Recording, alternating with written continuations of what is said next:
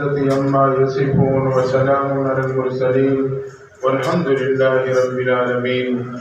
اللهم صل على سيدنا ومولانا محمد وعلى آل سيدنا ومولانا محمد وبارك وسلم وصلی علیہ. خانقاہ صدیقیہ رخشبندیہ قائم پور کی مجلس ذکر کے موقع پہ ہم اور آپ جمع ہیں. دعا ہے اللہ تعالیٰ ہم سب کی حاضری کو قبول فرمائے اور شیخ طریقت حضرت مولانا قاری ادریس اجمل صاحب دامت برکاتہ العالیہ اللہ تعالیٰ ان کی اخلاص اور محنت اور کاوش سے اور برکتیں پیدا فرمائے.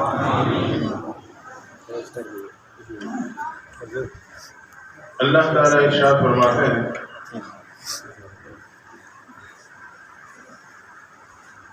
جو اللہ کے دوست ہوتے ہیں ان پہ نہ ہی کوئی خوف ہوتا ہے نہ ہی کوئی غم ہوتا ہے.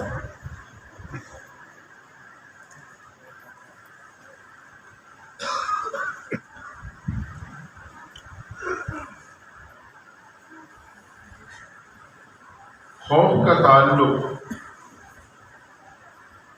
مستقبل سے اور باہر کے ماحول سے، غم کا تعلق ماضی اور اندر کے ماحول سے. انہیں نہ آگے کا خوف ہوتا ہے نہ پیچھے کا غم، نہ باہر کا خوف ہوتا ہے نہ اندر کا غم. اور خوف و حزن یعنی خوف اور غم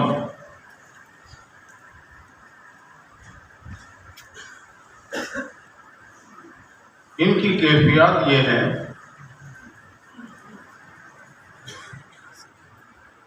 الخوف یمنع الذنوب، خوف انسان کو گناہ سے روک لیتا ہے. اللہ کی پکڑ کا خوف، قبر کا خوف، آخرت کا خوف.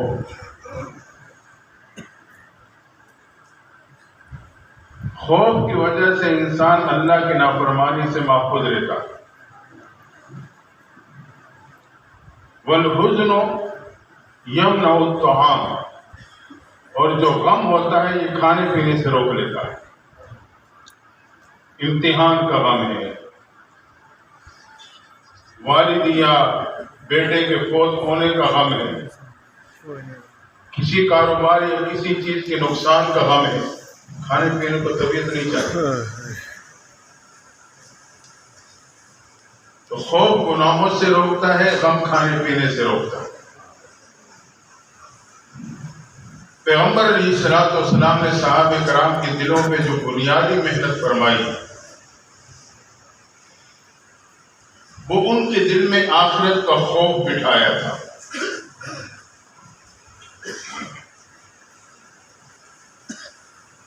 یہی وجہ ہے حضرت صدیق اکبر رضی اللہ تعالیٰ عنہ ایک طرف تو زبان نبوت سے بارہا جنت کی بشارتیں سن چکے ہیں،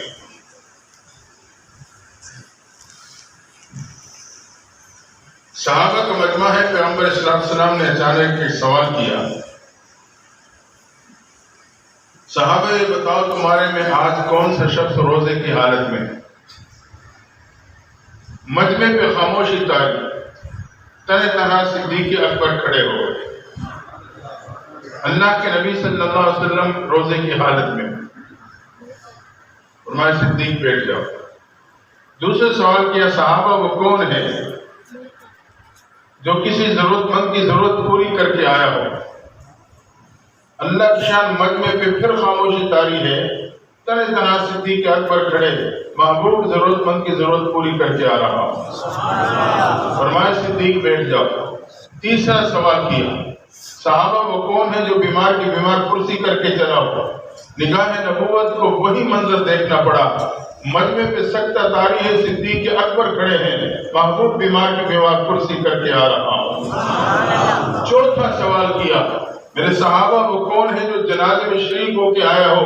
نگاہ نبوت نے وہی منظر دیکھا، مجمع خاموش، صدیق اکبر کھڑے، محبوب جنازے میں شریک ہو کے آ رہا ہوں. اب آپ نے فرمایا میرے صحابہ مجھے اس ذات کی قسم جس کے قبضے قدرت میں میری جان ہے، جس میں یہ چاروں صفات موجود ہیں، میں محمد اسے جنت کی ضمانت دیتا ہوں۔ ایک طرف تو صحابہ کی جرمٹ میں زبان نبوت سے جنت کی بشارتیں سنی، لیکن دوسری طرف ان کے آخرت کے خوف کی کیفیت کیا؟ راستے پہ چلتے ہوئے ایک جانور کو درخت کے سائے کے نیچے بندھا ہوا دیکھا۔ صدیق اکبر کے قدم رکے، کہا جانور تو کتنا خوش قسمت ہے، درخت کے سائے کے نیچے زندگی گزار جائے گا، حساب کتاب نہ دینا پڑے گا۔ کاش صدیق تیری جگہ پہ ہوتا جسے حساب کتاب نہ دینا پڑتا۔ آگے بڑے باغ میں داخل ہوئے، پرندے کو چہچہاتے ہوئے سنا تو بے قرار ہو کے مخاطب ہوئے فرمائے پرندے تو کتنا خوش قسمت ہے، درخت کے ٹہنی پہ چہچہاتے ہوئے زندگی گزار جائے گا، کوئی حساب کتاب نہ دینا پڑے گا۔ کاش صدیق اکبر تیری جگہ پہ ہوتا جسے حساب کتاب نہ دینا پڑتا۔ کبھی فرماتے کاش ابو بکر ایک گھاس کا تیلا ہوتا جسے جانور کھا کے ختم کر دیتا۔ کبھی فرماتے کاش کہ میں مومن کے بغل کا بال ہوتا جس کو وہ توڑ کے پھینک دیتا، کیونکہ بغل کے بال کو ہاتھوں سے توڑنا یہ مصنوع طریقہ ہے۔ تو ایک طرف جنت کی بشارتیں، دوسری طرف آپ کی دل کی کیفیت یہ ہے، آخرت کے خوف کی یہ حالت ہے۔ امیر المومنین حضرت عمر فاروق رضی اللہ تعالیٰ عنہ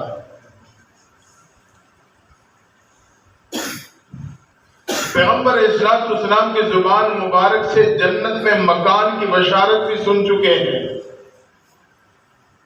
جب معراج کے رات سے واپسی ہوئی تو آپ نے حضرت عمر کو بلوایا، فرمایا عمر جب میں جنت میں داخل ہوا، جنت کی کھیتیاں شروع ہو گئی، میں پگڈنڈیوں سے ہوتا ہوا آگے بڑھ رہا تھا، میں نے دیکھا کہ وہ کھیتیاں پک رہی ہیں، کٹ رہی ہیں، پک رہی ہیں، کٹ رہی ہیں۔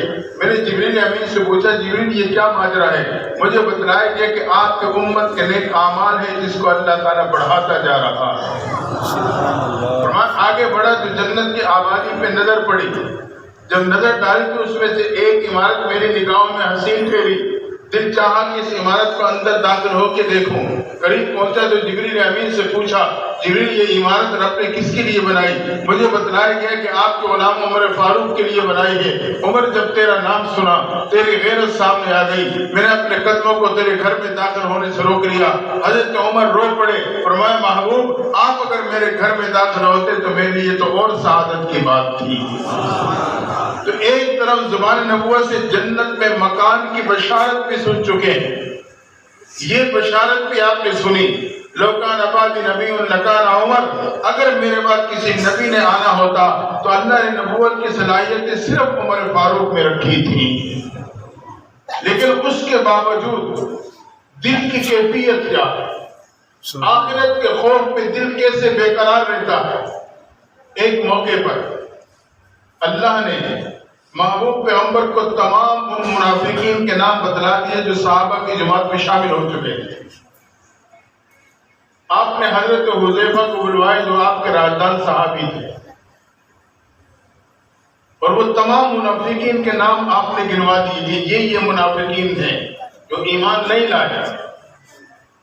اب صحابہ کو یہ تو معلوم ہو گیا کہ منافقین کے نام بتلا دیے گئے ہیں، حضرت حذیفہ کے سامنے آپ نے انہیں بیان بھی کر دیا ہے، لیکن باقی صحابہ کو معلوم نہیں کون کون سے نام ہیں۔ اندازہ لگائے، صحابہ سمجھتے تھے رازدان کو بتلائی ہوئی بات کو رات میں رکھنا مقصود ہے، اس لیے کوئی ہمت نہ کر سکا کہ حضرت حذیفہ سے پوچھ سکے۔ وقت گزرتا گیا، معلوم نہیں زندگی کا یہ لمحات حضرت عمر نے کیسے گزارے ہوں گے۔ جب محبوب پیغمبر نے دنیا سے پردہ فرما لیا تو آپ یہ سوچ کر کہ آپ کے دنیا سے پردہ فرمانے کے بعد اس بات کو راز میں رکھنا مقصود نہ ہوگا، آپ چلے حضرت حذیفہ کے دروازے پہ پہنچے، دستک دی، حذیفہ باہر تشریف لائے، بھائی عمر کیسے آنا ہوا؟ فرمایا میں اس لیے نہیں آیا کہ مجھے تمام منافقین کے نام بتلا دینا، میں صرف اس لیے آیا ہوں خدا نہ مجھے اتنا بتا دینا کہ کہیں منافقین کے نام میں عمر کا نام تو شامل نہیں ہے۔ یہ ان کی دل کی کیفیت ہے۔ فرمایا صرف اتنا بتا دینا کہ منافقین کے نام میں عمر کا نام تو شامل نہیں. اب اس سے پہلے جو زندگی گزری کیسے تڑپتے ہوئے گزاری ہو. یہ خوف تھا آخرت کا، اللہ کا خوف، آخرت کی فکر. بشارت سننے کے باوجود ان کی دل کی یہ حالت اور کیفیت. ہم تو اگر آج کسی بزرگ کو خواب میں دیکھ رہے تو بس پھر زمین سے اوپر چل رہے ہوتے. ایک دو دفعہ دیکھ لیا تو پھر خوابوں کے شہزادے بن جاتے ہیں. بھائی اب تو ہمیں عمل کی ضرورت نہیں ہے، فلاں بزرگ کی زیارت ہو گئی، فلاں بزرگ کی زیارت ہو گئی، ہر ایک کو بیان کرتے پھرتے میں نے یہ خواب دیکھا، میں نے یہ خواب دیکھا. یاد رکھنا شیطان ایک محبوب پیغمبر کی صورت میں نہیں آ سکتا، باقی ہر بزرگ کی صورت میں آ سکتا ہے. یہ ذہن میں رکھنا. اگر زندگی غفلت کی گزر رہی ہے، گناہوں کی گزر رہی ہے اور خواب میں بزرگوں کی زیارت ہو رہی ہے تو یہ سمجھ لینا کہ یہ شیطان کا پتہ ہے. وہ مجھے اس سے اپنی غفلت اور گناہوں کی زندگی پہ مطمئن کرنا چاہتا ہے کہ تو بالکل ٹھیک زندگی گزار رہا ہے تاکہ اسے توبہ کی توفیق ہی نہ مل سکے. اس لیے ہم اور آپ ہر وقت اپنے بارے میں بدگمان رہیں، ہر وقت اپنے بارے میں بدگمان رہیں.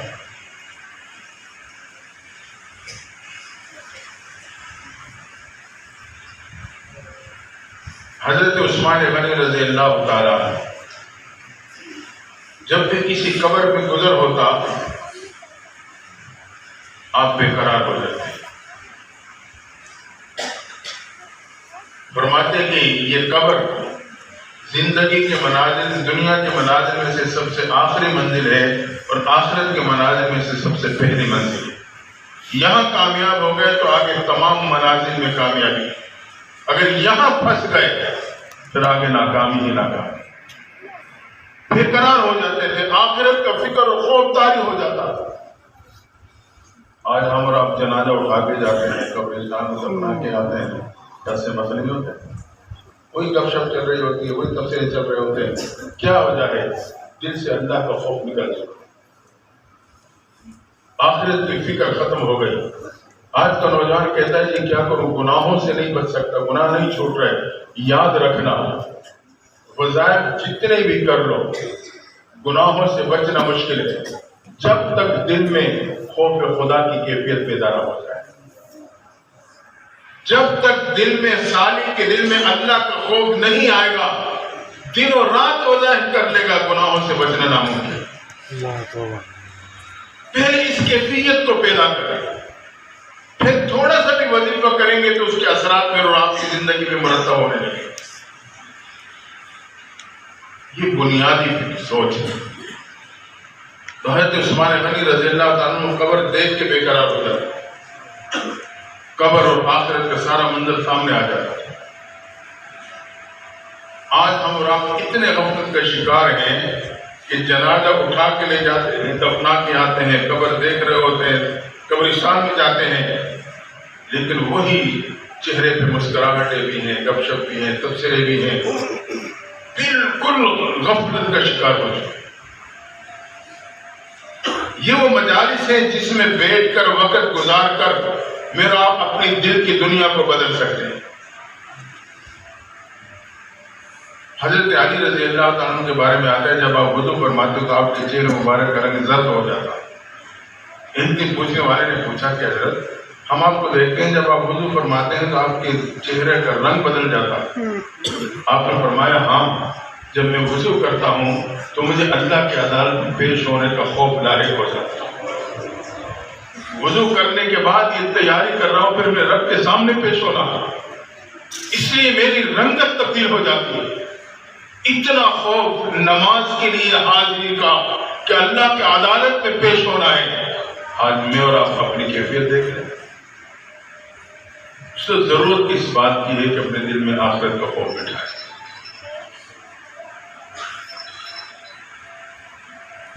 یہ وہ کیفیت ہے جو مجھے اور آپ کو اللہ کی نافرمانی اور گناہوں سے بچا سکے.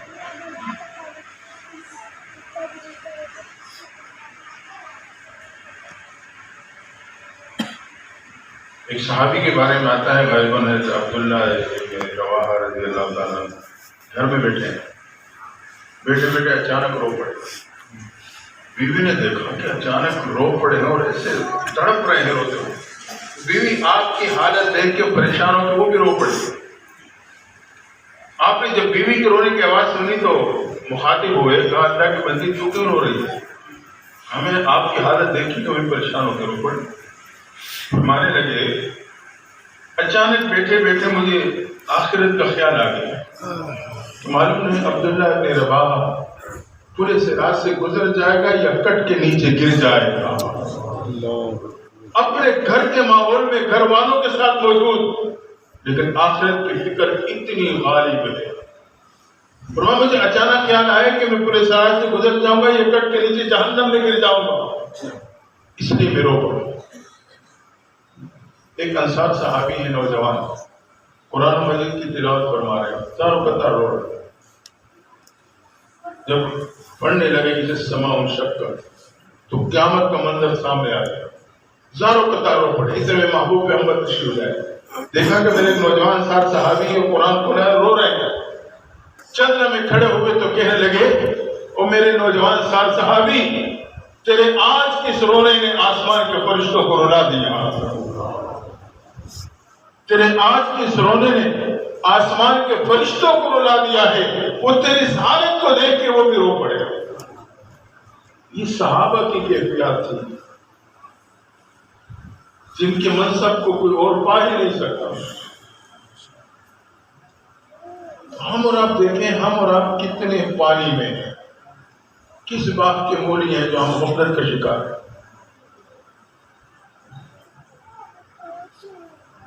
صحابہ ہر وقت آخرت کے فکر میں تڑپتے تھے, بے قرار رہتے تھے, اللہ کے سامنے پیش ہونے کا خوف ہوا کرتا تھا. اس کیفیات کو حاصل کریں. لیکن آج تک ہم اور آپ غفلت کے شکار ہیں. تو اس پرفتن دور میں, مادیت کے دوڑ میں, ایسے مجالس کو غنیمت سمجھو, اس کو غنیمت چاہو.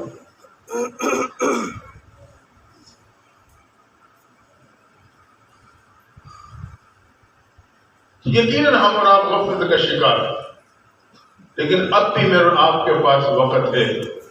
اگر میں سچی توبہ کر لوں گا, میرا رب بڑا قریب ہے, بڑی مہربان ذات ہے.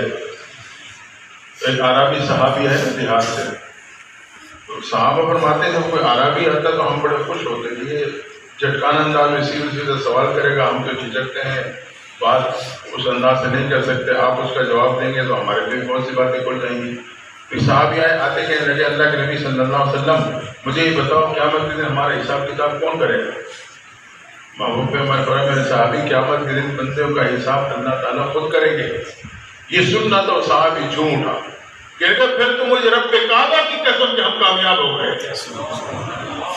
صحابہ کو بڑا تعجب ہوا, بڑی عجیب کیفیت. جو جانے لگا تو صحابہ آگے بڑھے, وجہ پوچھی.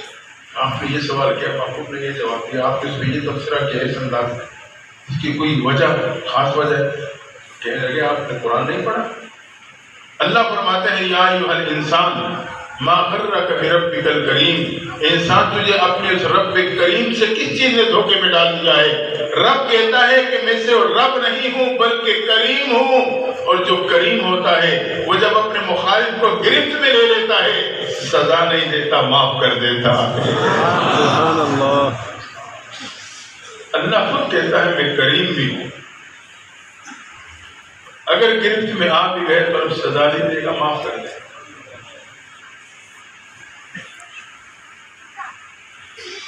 ایک اللہ والے کے بارے میں آتا ہے کہ اکثر اپنے خاتمہ بالایمان کے بارے میں فکر مند رہا کرتے تو روتے رہتے تھے. ان کی فطرت ثانی سے پشاور میں حضرت بکا صاحب محمد بکا رحمۃ اللہ علیہ, میں نے ان کی زیارت کی, اپنے مرشد کے ساتھ کیا تھا. یہ تھانوی صاحب کی خلیفت ہے. بکا کہتے تھے وہ ہر وقت روتے رہتے تھے, ہر وقت روتے رہتے. بڑے علماء جاتے تھے ان کی زیارت کے لیے. جمعہ پڑھا, خطبے کی تقریر تشریف لائے, پر رو رہے. بکا کے لقب سے ہی معروف ہو. ایک بزرگ تھے، وہ ہر وقت اپنے خاتمہ بالایمان کے بارے میں روتے رہتے تھے. جو بھی ملتا دعا کرنا میرا خاتمہ ایمان پر ہو. ایک رات اسی فکر میں، اسی کیفیت پہ روتے ہوئے سو گئے. اللہ کے شان اس رات محبوب پیغمبر کا دیدار نصیب ہو. تو خواب میں محبوب سے روتے ہوئے کہنے لگے، اللہ کے نبی صلی اللہ علیہ وسلم میرے لیے دعا کر دیجئے کہ اللہ میرا خاتمہ ایمان پہ کر دے. تو خواب میں علیہ السلام نے فرمایا، میرے امتی پریشان نہ ہونا، تیرا خاتمہ ایمان پہ ہوگا، کیونکہ اللہ جب وہ نعمت کسی کو دے دیتا ہے تو پھر واپس نہیں لیا کرتا. اللہ نے ایمان کی دولت دی ہے، وہ واپس نہیں لے گا.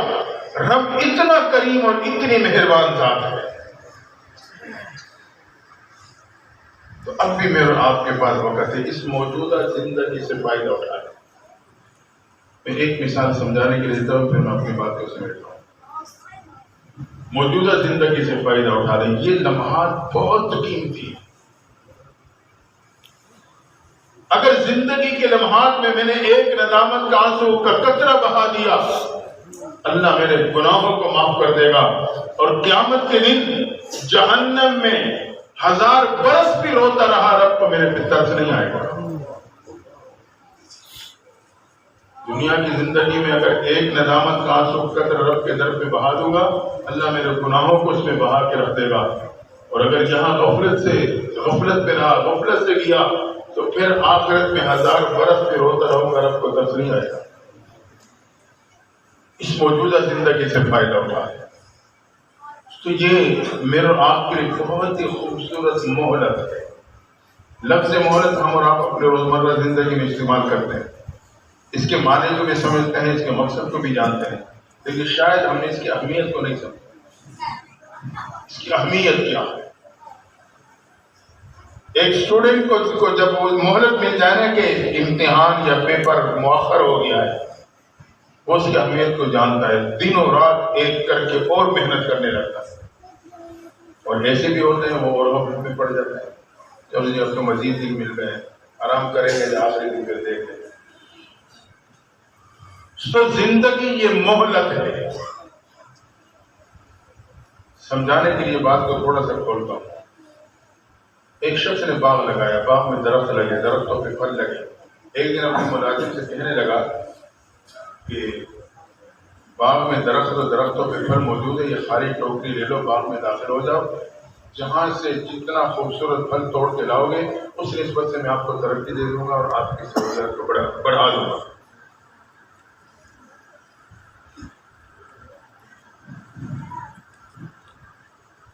ملازم نے سوچا کہ مجھے بہت خوبصورت مہلت مل گئی. ٹانگوں میں چلنے کی طاقت، ہاتھوں میں توڑنے کی قوت، نگاہوں میں دیکھنے کی صلاحیت. باغ میں درختوں پہ پھل، جہاں صاف ستھرا پھل ہوگا توڑ کے ٹوکری بھر کے مالک کے سامنے پیش کر دوں گا. جب وہ ٹوکری لے کے باغ میں داخل ہونے لگا تو مالک نے ایک شرط لگائی. تو جو کرنا بہت عام بات کہہ رہا ہوں. مالک نے ایک شرط لگائی کہ میرے باغ 4 حصوں پہ مشتمل ہے، جس کو ایک دفعہ کراس کر لو گے واپس آنے کی اجازت نہیں ہوگی. تو کوئی بات نہیں، ٹھیک ہے، تو آسان سا کام ہے.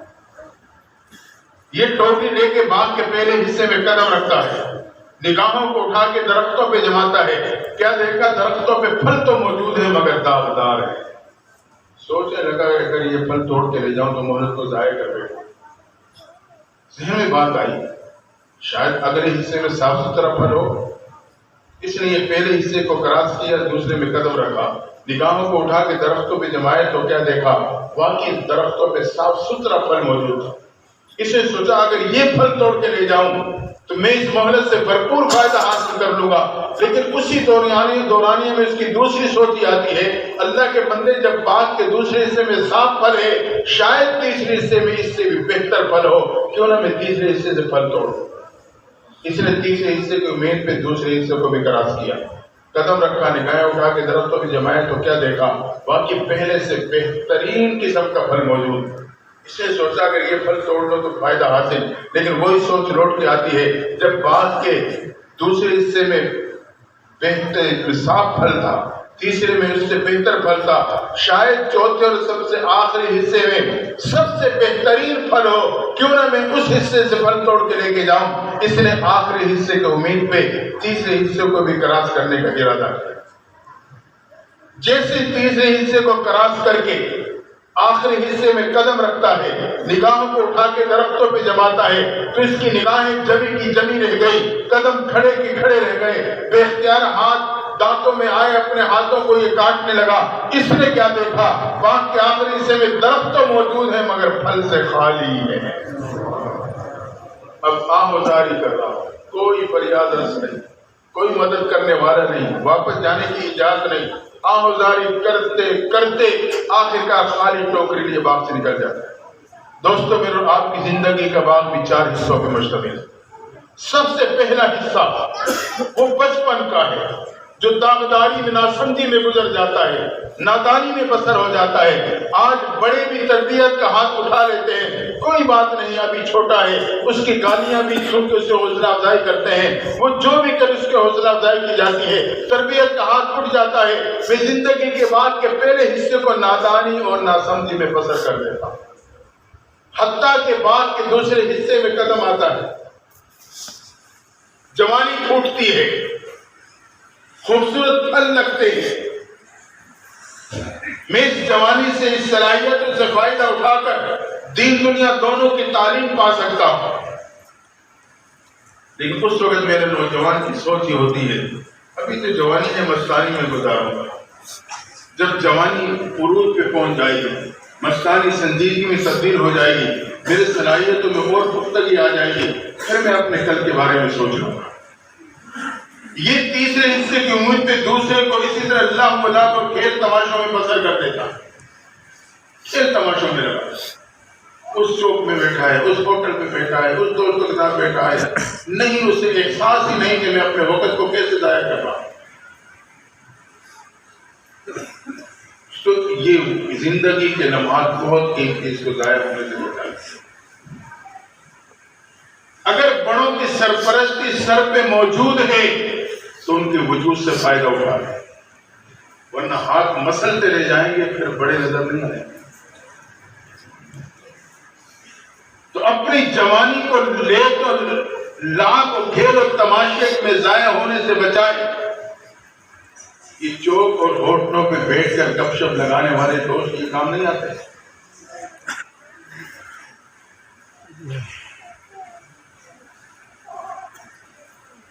مختصری کہ اس کی جوانی سنجیدگی میں، مستانی سنجیدگی میں بدل گئی، باغ کے تیسرے حصے میں پہنچا، صلاحیتیں پہلے سے اور مضبوط و پختہ ہو گئی، پہلے سے بہتر اور صاف ستھرا پھل لگا، خوبصورت صلاحیتوں کا مالک بنا۔ ابھی اپنی صلاحیتوں سے فائدہ اٹھا کر صرف اپنا نہیں، دوسروں کا مستقبل بھی بنا سکتا، معاشرے میں اچھا کردار پیش کر کے پورے ماحول کو بدل سکتا، دوسرے